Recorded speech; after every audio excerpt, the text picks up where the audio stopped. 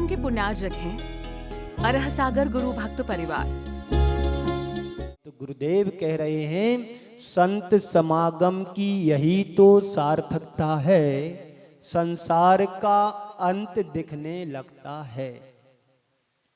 आगे सुने, समागम पाने वाला, समागम पाने वाला भले ही साधु संयत बने या ना बने, कोई जरूरी नहीं। कितने लोग बैठे हैं रोज 2 महीने से सुन रहे हैं, अभी आप वहीं बैठे हो जहां बैठते थे। फिर से बोलो, आप जहां बैठते थे वहीं बैठे, इतना अंतर तो आया है। चटाई से उठ करके स्टूल पर आ गए हैं, थोड़ा तो विकास हुआ है हमारी संगति का। तो क्या कह रहे हैं, समागम पाने वाला भले ही साधु संयत बने या ना बने, पर संतोषी अवश्य बन जाता है। पूज्य गुरुदेव ने मूक माटी में ये पंक्तियां लिखी हैं, यदि तुम साधु संगति करोगे तो तुम्हारे जीवन में संतोष आएगा। 5 पापों के प्रति तुम्हारी उदासीनता धीरे धीरे बढ़ती है, धीरे धीरे जीवन में संतोष आने लगता है। जो तुम्हारी प्रवृत्ति पहले आज से 10 साल पहले थी, 5 साल पहले थी, अब लगता है कि इन विषयों में कोई सार नहीं है, इन विषयों से हमारी आकुलता बढ़ती है, पर इनसे कुछ हमें समाधान नहीं मिलता है। धर्म ध्यान करने से, स्वाध्याय करने से, देव शास्त्र गुरु की वंदना अर्चना पूजन करने से हमारे जीवन में यदि हम सच्चे धर्मात्मा होंगे तो निश्चित परिवर्तन आए बिना नहीं रहेगा। इस परिवर्तन को यदि लाना चाहते हैं तो साधु संगति कीजिए, हने कोटि अपराध। जो हमने भव भवांतरों में पाप किया है, अपराध किए हैं, इनके दंड स्वरूप हमने मानव जीवन पाया है। अब इसमें मुझे जो सजा मिल रही है, ये सजा तुम्हारे जीवन का मजा है कि नहीं? अच्छा है, मनुष्य बनकर के हम कर्म कर रहे हैं तो कम से कम दुख कम हो रहा है, और इसी सजा को पाने के लिए दंड स्वरूप तुम यदि नरक निगोद में जाते तो कितना बड़ा कष्ट होता है इस जीव के लिए। किसी ने प्रश्न किया था कि व्यक्ति यहां पर कर्म करता है तो कर्म तो शरीर करता है, तो सजा तो शरीर को मिलना चाहिए, पर आत्मा क्यों भुगतती है? भाई आत्मा तो शुद्ध है, त्रैकालिक है, बात अलग है। जब तक कर्मों से सहेज तब तक मूर्तिक है, और कर्म से रहित हो जाएगी तो अमूर्तिक हो जाएगी। सिद्धों की आत्मा तो अमूर्तिक है, लेकिन कर्म तो ये शरीर करता है। आंखें तुम्हारे लिए अच्छे देखने को कहती हैं, कान अच्छा सुनने को बोलते हैं कहते हैं, और जिब्बा तुम्हारी लपलपाती रहती, कब कहां पर रसगुल्ले बन रहे हैं, कहां पर चाट पकौड़ी तल रही है, कहां पर क्या बन रहा है, इसको जल्दी जल्दी खा लूं। और स्पर्श इंद्री कहती है जल्दी जल्दी अच्छा अच्छा स्पर्श करूं, अच्छा लग रहा है, मजा आ रहा है।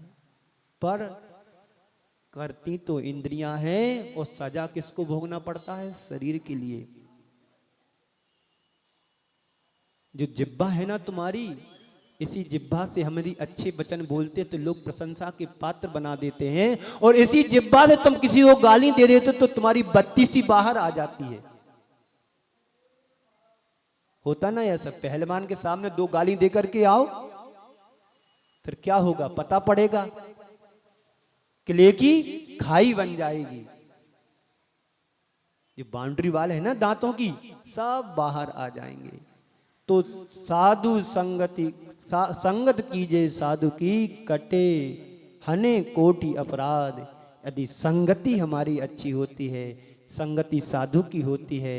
एक बार ऐसा हुआ, एक राजा अपने शहर से दूसरे गांव की ओर जा रहा था। दूसरे गांव जाने के बीच में एक डाकुओं का इलाका पड़ता था। उस इलाके में डाकू लोग रहते थे। तो जैसी राजा निकला तो एक कोने पर तोता बैठा बैठा बोल रहा था, बद्यताम युद्धताम बद्यताम युद्धताम बद्यताम मारताम, ऐसा कह रहा था। राजा समझ गया कि पकड़ो चोर है मारो, पकड़ो चोर है मारो, पकड़ो चोर है मारो, पकड़ो। थोड़ी आगे बढ़ा, गांव निकल गया। थोड़ी आगे जाकर के एक साधु संतों का आश्रम मिला। वहां पर भी एक तोता था। तोता बोलता है, स्वागत सुस्वागतम, स्वागत सुस्वागतम, स्वागत सुस्वागतम, आगतम सुस्वागतम, आगतम सुस्वागतम। तो तोते की आवाज सुनकर के आश्रम के संत बाहर आ गए। उस राजा का स्वागत सम्मान किया। अतिथि आए हैं, अतिथि देवो भव, स्वागत किया। पर राजा ने एक प्रश्न किया आश्रम के संतों से कि अभी हम पिछले गांव से आए तो वहां पर लिखा था, वहां पर पढ़ रहा था, वो तोता बोल रहा था, बद्यताम लूटताम, बद्यताम मारताम। और यहां पर तोता बोल रहा है स्वागत सुस्वागतम, स्वागत सुस्वागतम। इसका कारण क्या है? बोले एक ही वंश के दो तोते थे। एक ही वंश के दो तोते थे। एक डाकुओं लेकर के खरीद करके चले गए और एक हम लोगों ने खरीद लिया। तो अपने पास लाकर के इसको ये सिखाया कि कोई भी हमारे नगर में आएगा तो तुमको स्वागत सुस्वागतम बोलना है। और वो चोरों के गिरोह में चला गया तो चोरों ने सिखा दिया उसके लिए, लूटताम बद्यताम, लूटताम बद्यताम, चोर आया है पकड़ो, चोर आया पकड़ो, लूटो। तो कहने का मतलब क्या हुआ? यह वाणी का प्रभाव, संगति के प्रभाव प्राणी पर तो पड़ता ही पड़ता है, लेकिन पशु पक्षियों पर भी इस भाषा का, इसका संगति का असर भी पड़ता है। आपने देखा होगा जब रीछ को नचाने वाले, गाय को बस में करने वाले, शेर को बस में करने वाले, रीछ को नचाने वाले, खेल दिखाने वाले, बंदर को मदारी का खेल दिखाने वाले कैसे बस में कर लेते? उससे बोलो ससुराल कैसे जाते हैं, तो बताता है ससुराल कैसे जाते हैं। वहां जाकर के क्या करना है? कुर्सी पे जाकर के बैठना, तो कुर्सी पे बैठ जाता है। फिर क्या करना है? ऐसा डांस करना, ऐसा करना, वैसा। एक कैसे सीखा बंदर ने? तो जैसी संगति में रहा तो वैसा उसके जीवन में आ गया। यदि रीछ भी नाचता है मदारी के अंडर में रह करके, भालू जिसको बोलते हैं, रीछ बोलते हैं, भाई कैसे? क्योंकि उनको वैसे संस्कार दिए गए हैं, वैसे उनको संगति मिली तो वैसा करने लगता है।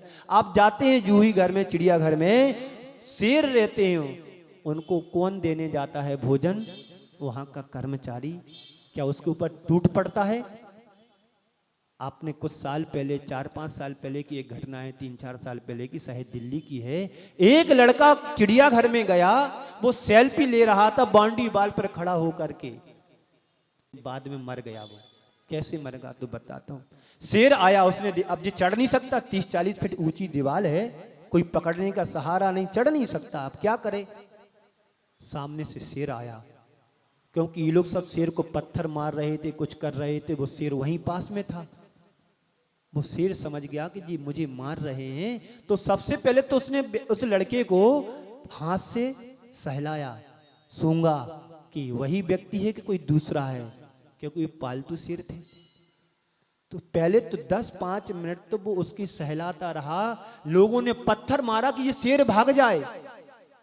शेर ने सोचा हमारा यहाँ रहना खतरे से बाहर है, उसको शिकार को पकड़ा और गर्दन पकड़ी उसने। पूरा वीडियो में व्हाट्सएप पर खूब चलाए। उसने गर्दन पकड़ा शेर ने, अब उससे फिर भी खींच नहीं रहा था, बड़ी मुश्किल से खींच करके लेकर के झाड़ियों में चला गया। फिर उसने उसका शिकार कर दिया। यदि उसको ऊपर से पत्थर कोई नहीं फेंकता तो शायद उसको वो मारता भी नहीं। एक किसका प्रभाव था? संगति का। जानवरों के अंदर तो प्रभाव दिखने लगा है कि कैसी संगति में रहना है, पर इंसानों की संगति का असर बिगड़ने लगा है। तो अब क्या करना है? हम सबके लिए संगति का, सही संगति का उपयोग करना है। दोनों तोते एक ही जाति के, एक ही अंश के, एक ही वंश के थे, लेकिन दोनों को अलग अलग संगति मिली। तो एक चोरों के ग्रोह में चला गया तो कहता है बद्धताम लूटताम, बद्धताम लूटताम, बद्धताम लूटताम। और एक तोता आश्रम में गया, साधु संगति की संगति में रहा, तो वहां पर उसको वैसा सिखाया गया, आइए आपका स्वागत है, आइए आपका स्वागत है, आइए आपका स्वागत है। तो इस संगति हम सबके जीवन में आना चाहिए। बिना सत्संग के हम अपने जीवन का कभी विकास नहीं कर सकते हैं। यदि जीवन का उद्धार उत्थान करना है तो हमें अपने जीवन में साधु संगति करना चाहिए। यदि आपके चरणों की मिट्टी, यदि आपके पत्तल की मिट्टी है, यदि वो संगति पा जाती है तो हम अपने माथे पर लगा लेते हैं। आप किसी साधु के चरणों में जाते, उन साधु के चरणों में मिट्टी आ जाती है, धूल लग जाती है, और आप अपने माथे को गुरु चरणों में रगड़ते हैं तो वही मिट्टी तुम्हारे माथे की शोभा और पावन और पवित्र बन जाती है। जब एक मिट्टी या धूल कण गुरु चरणों में आकर के पूज्य बन जाती है तो हम साक्षात मानव होकर के गुरु चरणों में आकर के अपने आप को पूज्य क्यों नहीं बना पा रहे हैं? क्योंकि अभी आपके अंदर की सही सही संगति जागी नहीं है, अंदर की भावना नहीं जागी, अंदर की आत्मा अभी प्रकट नहीं हुई है सही कि मुझे गुरु चरणों में जाकर के कैसे रहना है। अभी क्या कहा था आचार्य की पंक्तियों में? यही कहा था ना कि समागम पाने वाला भले भी साधु संयत ना बने पर संतोषी तो अवश्य बन जाता है। हम गुरु चरणों में जाएं, साधु बने ना बने कोई फिक्र की बात नहीं, चिंता की बात नहीं। कम से कम जाकर के उनके चरणों में अपनी बुराइयां तो समर्पित कर दो हो, अपनी अकड़ अहंकार को तो छोड़ करके जाओ। साधु तुमसे कुछ मांगता नहीं है, मांगता है तो तुम्हारी बुराइयों को मांगता है कि आइए हमारे चरणों में आकर के तुम जितनी तुम्हारे अंदर की खोट है, इन खोट और बुराई, दुर्बलता और दुर्गुणों को छोड़ करके जाओ, तुम्हारा जीवन साफ स्वच्छ सुंदर बन जाएगा। जैसे स्वर्ण पाषाण में छिपा हुआ कीट कीटिका आदि जब एक उचित शिल्पी या सुनार के हाथ में जाता है, जोहरी के हाथ में जाता है, उनकी सारी खोट को निकाल करके, दूषित अशुद्ध पदार्थ को निकाल करके एक अच्छा स्वर्ण बना देता है, फिर उसके आभूषण बना देता है। तो बस गुरु तो यही काम करते हैं। तुम आओ अनगढ़ पत्थर की तरह और गुरु चरणों में समर्पित हो जाओ, सुंदर एक मूर्ति का रूप लेकर के आ जाओ। हमारे गुरुदेव यही करते हैं कि जितने भी अनगढ़ पत्थर जाते हैं उनके चरणों में अपन को, अपने आप को समर्पित कर देते हैं। गुरुदेव कुछ नहीं करते हैं, तुम्हारे जो ऊपर का आवरण है उस आवरण को हटा करके अंदर का रूप निखार देते हैं, मूर्ति का रूप बना देते हैं। यही तो साधु संगति का समागम का सार है। और क्या है संसार में? जो पाया है वही भी मेरा नहीं है, जो छोड़ करके आए थे वही भी मेरा नहीं था, और जो यहाँ पर है छोड़ करके जाओगे वही भी तुम्हारा नहीं है। बस हमारा आत्म तत्व है। इस आत्म तत्व की पहचान करो। इस आत्म तत्व की पहचान करने के लिए तुम्हें घर में साधन नहीं है, तुम्हें उस आत्म तत्व की पहचान करने के लिए साधु संगति में जाना होगा, गुरु चरणों में जाना होगा, प्रभु चरणों में बैठना होगा, जिनवाणी माँ की शरण में जाना होगा। तब तुम जाकर के अपने अंदर के आत्मा के उत्थान की बात सुन सकते हो, दो शब्द पढ़ सकते हो, गुरु चरणों में बैठ करके उनकी दो बातों को समझ सकते हो, अपने जीवन में जबरदस्त परिवर्तन घटित कर सकते हैं। कब होगा जी? घर में बैठे बैठे होगा? बोलो, घर से चल करके आओगे, पुरुषार्थ करोगे, यहां पर बैठोगे, दो बातें सुनोगे ध्यान पूर्वक मनोयोग से, तो कुछ हमारे जीवन में उतरेगा। सत्यनारायण की कथा नहीं सुनाई जाती है, और सत्यनारायण की कथा भी सुनो तो उसमें भी जीवन का सार छिपा है। सत्य यानी परमात्मा, जो आत्मा का सही दिग दर्शन कराने वाला वो सत्य, उसकी कथा सुनो। हमने कथाएं तो बहुत सुनी हैं, राग की कथा सुनी, द्वेष की कथा सुनी, वैराग की कथा सुनी और विषयों की कथा सुनी। कितनी कथाओं को नहीं सुना हमने, जन्म जन्मांतरों में वही तो सुनते आए। एक बार सत्यनारायण की कथा सुन लो तो तुम्हारे जीवन का कल्याण हो जाए, काया कल्प हो जाए। पर इतना समय कहाँ है? समय तो हो रहा है, 9:30 बजने को हो रहा है। बस 5 मिनट में अपनी बात को समेट करके विराम देता हूं। तो उन साधु संतों के पास से उस व्यक्ति ने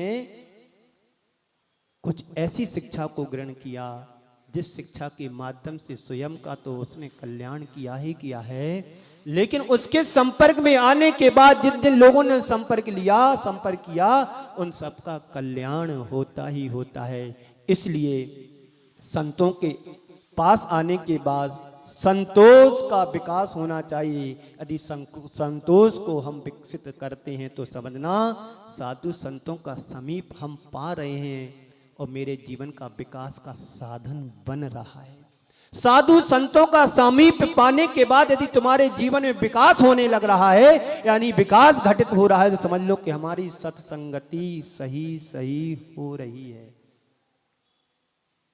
यदि आकर के सब झड़ा करके अभी 2 मिनट बाद चले जाओगे तो क्या कुछ असर नहीं होगा। हृदय से ग्रहण करो, गुणग्राही बनो, गुणों को ग्रहण करने की सोचो। गुण ग्रहण का भाव रहे, दृष्टि ना दूसरों पर जाए। हमारी दृष्टि यदि गुरु चरणों से जुड़ी है तो हमें गुणों को ग्रहण करना है, उनके अन्य चीजों को देखना नहीं है। दूसरों की बुराई को तुम देखोगे इन आंखों से, तुम क्या पाओगे? पर हम लोगों की आदत होती है, अच्छाइयों को देखने के लिए मन नहीं करता है जल्दी, और बुराई देखने के लिए मन नहीं मानता है। निषेध में आकर्षण होता है। कहीं पर लिखा लेता है कि यहां पर बाथरूम ना करें, लोग वहीं जाकर के करते हैं। निषेध में आकर्षण, पर यहां लिखा है कि यहां पर दर्शन करें। हाँ कर लेंगे, अब शाम को कर लेंगे, कल आएंगे, कल कर लेंगे। शिखर जी जाने की बात करो, पिछले साल तो गए थे, अब देखेंगे, अभी थोड़ी अनुकूलता नहीं। और कहीं पिकनिक के लिए जाना है तो हर सप्ताह जाना, हर शनिवार रविवार जाना। ये क्या है? गलत संगति का गलत असर और अच्छी संगति का अच्छा असर। यहाँ पर कुछ लोग ऐसे भी हैं, हर सप्ताह कहीं अही क्षेत्र जा रहे हैं, महावीर जी जा रहे हैं, तिजारा जा रहा है, शिखर जी जाने वाले तो शिखर जी जाते, हर महीने जाते हैं। एक हमारे संपर्क में एक व्यक्ति नागपुर का है, आज भी हर महीने शिखर जी आता है, बस एक वंदना करेगा और शाम को वापस। एक किसका प्रभाव? साधु संगति में आने के बाद बिगड़े से बिगड़े व्यक्ति अपने जीवन में जबरदस्त परिवर्तन लाते हैं। और ऐसे ऐसे व्यक्ति हैं जिनकी शुरुआत सुबह शराब से होती थी, आज वह अष्टमी और चतुर्दशी उपवास करने लगे हैं। और ऐसे ऐसे भी उदाहरण हम लोगों के सामने हैं कि जिन व्यक्ति की शुरुआत शराब से होती थी, आज वह 7 प्रतिमा के धारी बने हुए हैं। ये परिवर्तन कहां से आया? साधु संगति से आया है ना। हर व्यक्ति का इतिहास काला होता है, उस इतिहास हुए काले इतिहास को यदि बदलना है, स्वर्ण अक्षरों से लिखा जाना है, तो साधु की संगत कीजिए, साधु की अपने जीवन को परिवर्तन लाएं। आप लोग हर रोज प्रवचन सुनते हैं, कुछ ना कुछ परिवर्तन हमारे जीवन में घटित होना चाहिए। इसी मंगल पुनीत भावना के साथ में आप सभी को विराम देता हूं कि हे भगवान, यदि मुझे जीवन मिला है तो अच्छी संगति करने के लिए मिला है, बुरी संगति के लिए नहीं।